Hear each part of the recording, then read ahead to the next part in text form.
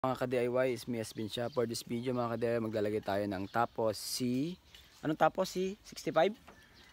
Anong brand? Tapo TC65 outdoor mga ka-DIY. So ito yung mga gamit natin. So doon natin ilalagay mga ka-DIY sa client natin. So yan, maglalagay tayo ng CCTV dyan. So hindi na ako makaka-video bago ginagawa. Pagkatapos ko na mabibideo mga ka-DIY. So let's go.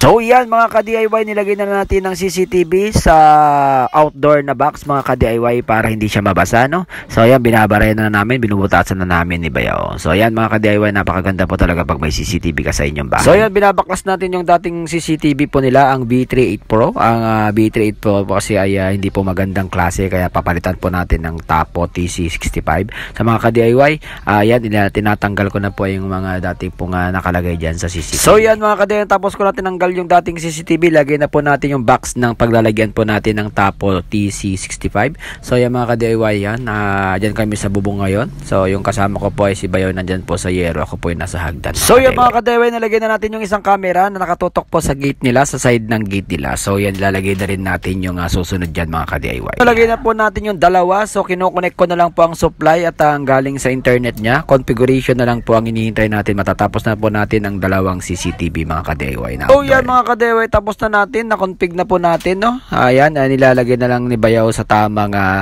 settings, so sa tamang lugar o kaya tamang sighting na mga ka-DIY. Ayan mga ka-DIY, sa mga gusto mong magpakabit, PM lang po sa ating CCTV. Thank you for watching mga ka-DIY. God bless.